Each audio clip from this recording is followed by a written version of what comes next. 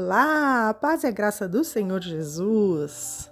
Nós vamos fazer a leitura de uma bela história, o livro de Ruth.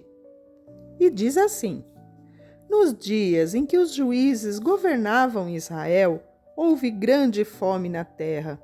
Por isso, um homem deixou seu lar em Belém de Judá e foi morar na terra de Moabe, levando consigo esposa e 2 filhos. O homem se chamava Elimeleque e a esposa Noemi. Os filhos se chamavam Malom e Quilion. Eram efrateus, de Belém de Judá. Quando chegaram a Moabe, estabeleceram-se ali.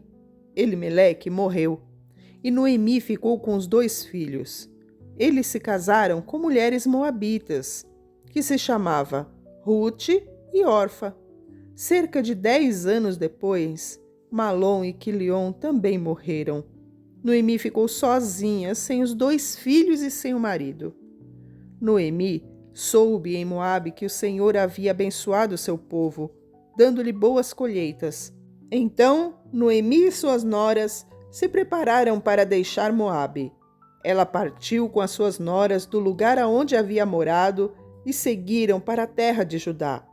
A certa altura, porém, Noemi disse às noras: voltem para a casa das suas mães, que o Senhor as recompensem pelo amor que demonstraram por seus maridos e por mim. Que o Senhor as abençoe com a segurança de um novo casamento. Então, deu-lhes um beijo de despedida, e as 3 começaram a chorar em alta voz. Não, disseram elas, queremos ir com você para o seu povo. Noemi, porém, respondeu: voltem, minhas filhas. Por que vocês viriam comigo? Acaso eu ainda poderia dar à luz a outros filhos, que cresceriam e se tornariam seus maridos? Não, minhas filhas. Voltem, pois eu sou velha demais para me casar outra vez. E mesmo que fosse possível me casar esta noite e ter filhos, o que aconteceria então? Vocês esperariam que eles crescessem, deixando assim de se casarem com outro homem? Claro que não, minhas filhas.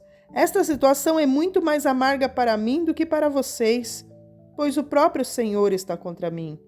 Então, choraram juntas mais uma vez. Orfa se despediu da sua sogra com um beijo, mas Ruth se apegou firmemente a Noemi. Olhe, sua cunhada voltou para o povo e os deuses dela, disse Noemi a Ruth. Você deveria fazer o mesmo. Ruth respondeu: não insista comigo para deixá-la e voltar. Aonde você for, eu irei. Aonde você viver, lá eu viverei. Seu povo será o meu povo, e o seu Deus o meu Deus. Aonde você morrer, ali eu morrerei e serei sepultada. Que o Senhor me castigue severamente se eu permitir que qualquer coisa a não ser a morte nos separe. Quando Noemi viu que Ruth estava decidida a ir com ela, não insistiu mais. Então, as 2 seguiram viagem. Quando chegaram a Belém, toda a cidade se agitou por causa delas. Será que é mesmo Noemi? Perguntavam as mulheres. Não me chamem Noemi, respondeu ela. Chame-me de Mara, pois o Todo-Poderoso tornou a vida muito amarga. Cheia eu parti, mas o Senhor me trouxe de volta vazia. Por que me chamar Noemi? Se o Senhor me fez sofrer e se o Todo-Poderoso trouxe calamidade sobre mim.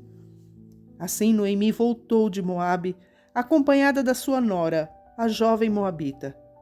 Elas chegaram a Belém quando começava a colheita da cevada. Havia em Belém um homem rico e respeitado chamado Boaz. Ele era parente de Elimeleque, o marido de Noemi. Certo dia, Ruth, a moabita, disse a Noemi: deixe-me ir ao campo ver se alguém em sua bondade me permite recolher as espigas de cereal que sobrarem. Noemi respondeu: está bem, minha filha, pode ir. Ruth saiu para colher espigas após os ceifeiros. Aconteceu de ela ir trabalhar num campo que pertencia a Boaz, parente do seu sogro Elimeleque. Enquanto Ruth estava ali, Boaz chegou de Belém e saudou os ceifeiros. O Senhor esteja com vocês. O Senhor o abençoe, responderam os ceifeiros. Então Boaz perguntou ao seu capataz: quem é aquela moça? quem ela pertence? O capataz respondeu: é a moça que veio de Moabe com Noemi.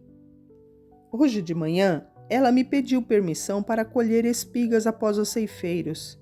Desde que ela chegou, não parou de trabalhar um instante sequer, a não ser por alguns minutos de descanso no abrigo. Boaz foi até Rute e disse: ouça, minha filha, quando for colher espigas, fique conosco, não vá a nenhum outro campo. Acompanhe as moças que trabalham para mim. Observe em que parte do campo estão colhendo e vá atrás delas. Avisei os homens para não a tratarem mal. E quando tiver sede, sirva-se de água que os servos tiram do poço. Rute se curvou diante dele com o rosto no chão e disse: o que fiz para merecer tanta bondade? Sou apenas uma estrangeira.